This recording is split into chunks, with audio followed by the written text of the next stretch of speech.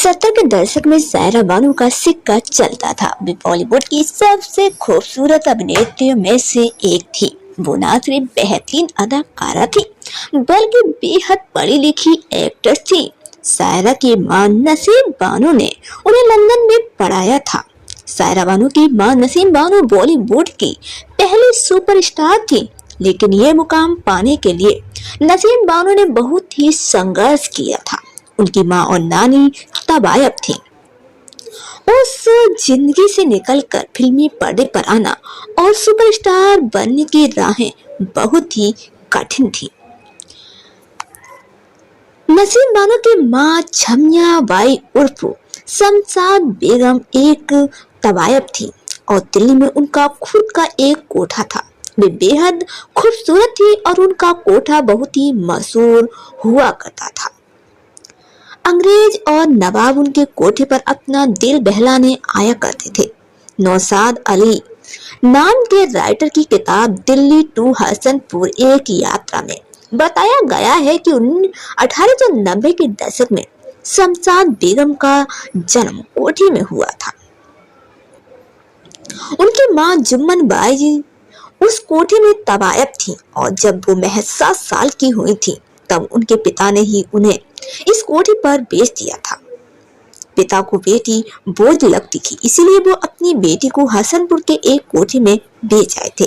जुम्मन कई बार कोठी से घर भागने की कोशिश कर चुकी थी, जिससे तंग आकर कोठी की मालकिन ने उन्हें दिल्ली भेज दिया, जिससे वो अपने घर ना भाग पाए। दिल्ली में जुम्मन कैद हो गई और जुम्मन बाई बन गई। 13 साल की उम्र से जुम्मन से तबायब के तौर पर काम कराया जाने लगा। उन्होंने इसे अपनी तकदीर मान लिया और 18 साल की उम्र में कोठे में काम करने वाले रतन सिंह से जुम्मन की एक बेटी हुई, जिसका नाम रखा गया शमशाद। शमशाद आगे चलकर छमिया बाई नाम से मशहूर हुई थी। छमिया 13 साल की हुई तो वो भी नाच गाने के काम में लग गई। उन्हें संगीत और नृत्य में बहुत ही ज्यादा दिलचस्पी होने लगी थी और वे बेहद ही खूबसूरत भी थी। देखते ही देखते लोग उनके फैन बन गए और दूर दूर से उनके पास भी बहलाने आते थे। दिल उनकी खूबसूरती के एक कदरदान उनसे इतने ज्यादा प्रभावित हुए कि उन्हें अपने साथ में ले जाना चाहते थे।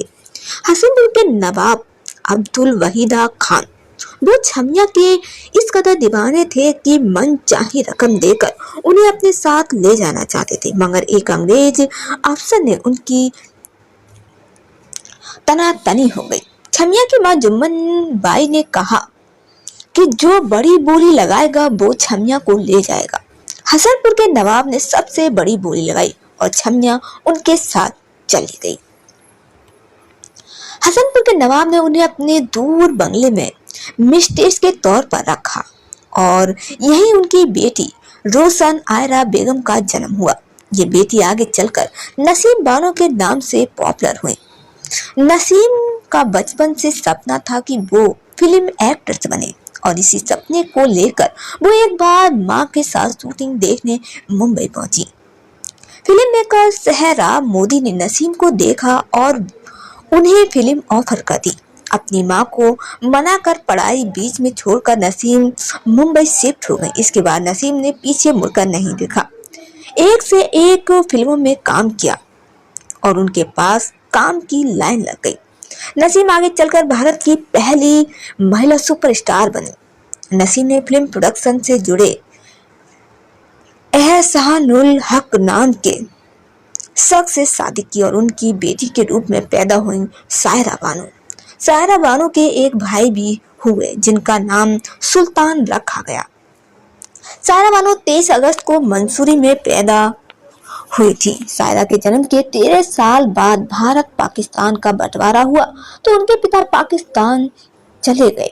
सायरा की मां का काम मुंबई में था, इसीलिए उन्होंने भारत छोड़कर जाने से मना कर दिया। नसीम अपनी बेटी सायरा के साथ यहीं रही और वहां पाकिस्तान में उनके पिता ने दूसरी शादी कर ली। यही नसीम अच्छे पैसे कमाने लगी और अपने बच्चों को पढ़ाई के लिए लंदन भेज दिया। सारा को बचपन से ही फिल्म अट्रैक्ट करती थी। वो अपनी माँ की फिल्में देखा करती थी और उनकी तरह ही एक्ट्रेस बनना चाहती थी।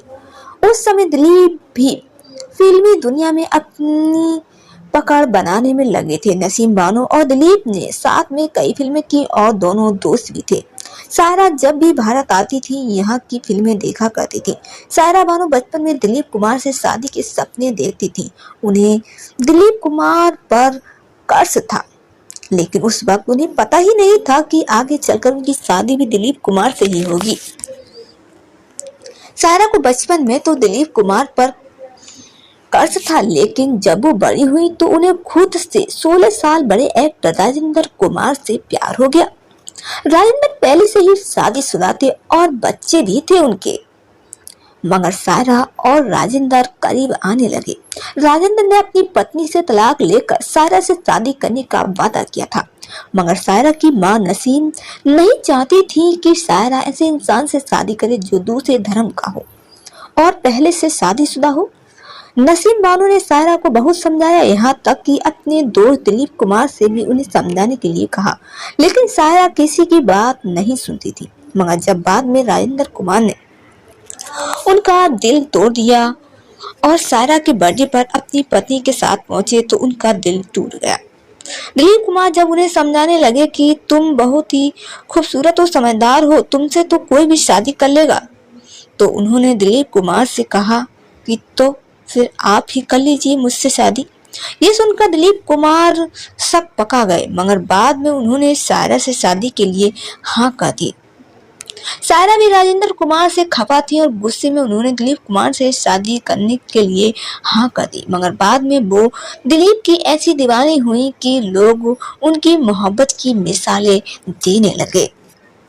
सारा बानो और दिलीप कुमार की कोई संतान नहीं हो रही थी। एक बार सारा प्रेग्नेंट हुई थी, मगर उनका मिसकैरेज हो गया था। दिलीप की बहनों ने उनसे दूसरी शादी करने को कहा और दिलीप कुमार ने 1980 में सारा से शादी के 16 साल बाद एक और शादी कर ली। दिलीप ने आसमा रहमान से ये शादी की थी और जब सारा को ये बात पता चली तो वो सारा से अलग आसमा के साथ रहने लगे थे। दिलीप ने मीडिया में हमेशा इस बात को झुठलाया था कि उन्होंने दूसरी शादी की है। हालांकि बाद में अपनी बायोग्राफी में उन्होंने इस बात को माना और अपने जीवन की सबसे बड़ी गलती कहा था। बाद में दिलीप सारा के पास वापस आ गए थे। सारा ने भी उन्हें माफ कर दिया था और अंत तक उनकी सेवा की थी। तो दोस्तों, इस कहानी को लेकर के आपकी क्या राय है, हमें कमेंट करके जरूर बताइएगा और वीडियो अगर अच्छी लगी हो तो कृपया इसे लाइक और शेयर जरूर कर दीजिएगा।